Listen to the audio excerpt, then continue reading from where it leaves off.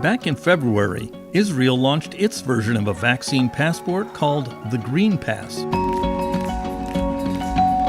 Everyone who wanted to get into indoor concerts, sporting events, or even restaurants and gymnasiums had to show proof that they had been vaccinated. That could be a piece of paper or a document on your phone with a barcode that could be verified, but seldom was. There was apparently no evidence of forgery. Jerusalem's former deputy mayor and Knesset member Rachel Azaria says there was some skepticism at the beginning, but people quickly accepted the system. We've had COVID for so long. The lockdown was so long that, the feeling that you can go back to life is it's unbelievable. I mean, the fact that we just went back to what we've always had before, I think people realized that it was worth it. Unvaccinated restaurant customers were not turned away. They just had to sit outside, sometimes in these custom bubbles to protect from the weather. Children and others unable to get a vaccine could always show proof of a recent negative test instead. The Green Pass, it wasn't to exclude people or, to differentiate between those that got the vaccine and those that didn't. It was used as an incentive to make sure that people go and get the vaccine, and it worked.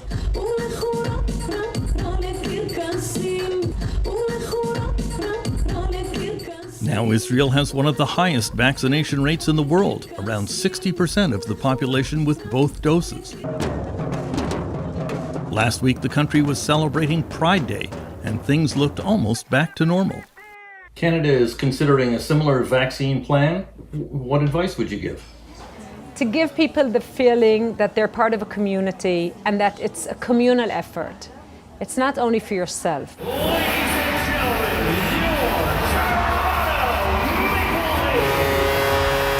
Canada's first tentative step in this direction came with the recent Toronto Maple Leafs playoff game against the Montreal Canadiens. Healthcare workers attending had to be vaccinated to gain entry.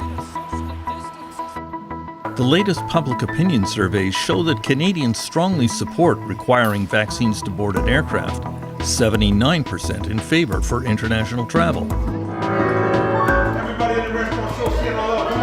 But that support drops considerably when it comes to domestic use of vaccine passports to enter restaurants and other locations, only 55% in favor of that. Vaccine passport supporters, like University of Ottawa epidemiologist Rewak Dionandan, realize they have a hill to climb in convincing Canadians. It's going to make things more difficult in terms of public buy-in and create some more discontentment and division in society, without question. But the bottom line is, do we want to accelerate a return to normal? This is the way to do so, or one way to do so.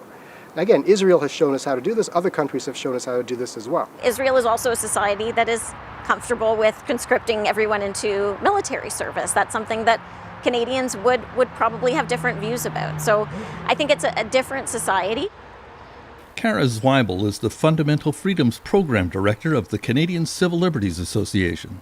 We are typically a liberal democratic society, and this is a shift to a society where it's a show me your papers society, and we're much better off encouraging people and educating people who are hesitant about being vaccinated than ostracizing them and socially sorting them in a way that means that they can't be out and participating in social life. So I understand these concerns. I share them to a large extent.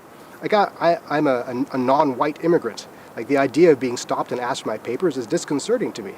But the difference here is this is temporary and is to grant me access to services, and I can get these papers. Right? Getting it is not a hardship. That's the important part. There is also a concern of sharing private health information and how temporary this would be. I do see it as a slippery slope. I think that some people have talked about this idea as a temporary idea, something that we would do until we reach herd immunity. But there is no magic number here. We haven't been told that. No one can tell us when we're going to reach that point, if ever. We are trying to incentivize and encourage vaccination. So we're saying things like, if you vaccinate, you can do all of these wonderful things that society has to offer, like attend a sporting event. And if you don't vaccinate, you got to go through a couple of extra steps, like get a negative swab test.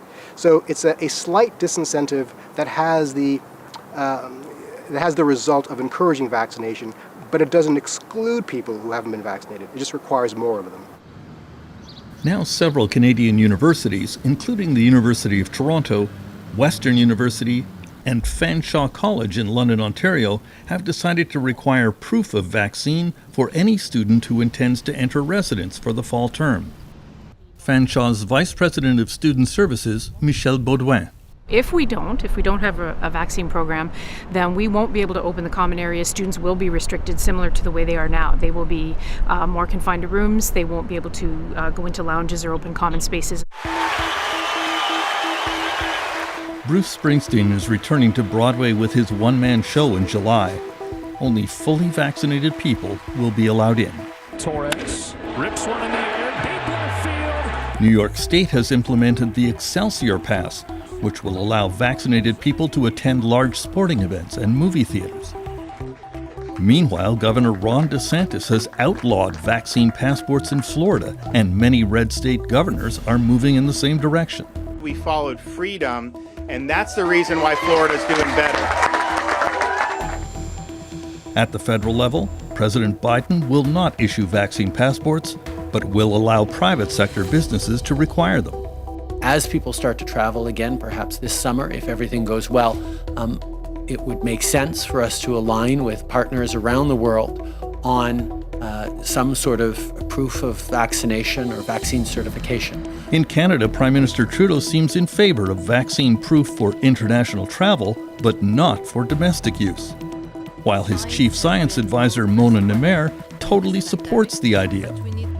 The provinces are split. There is no mandatory vaccines and no vaccine passports in Alberta, and nor will there be, a period, full stop. Alberta's Jason Kenney is totally against, along with Bonnie Henry and the BC government, while Nova Scotia's Premier Ian Rankin and the Quebec government are all for it. I don't see why we could not have, as I mentioned earlier, what we call the QR code. Vaccine passports are almost certain to appear in Canada for international travel, but it is anyone's guess how extensive will be their domestic use. Meanwhile, back in Israel, the Green Pass system was suspended on June 1st. With daily case numbers in the teens, it is no longer required there. Terence McKenna, CBC News, Toronto.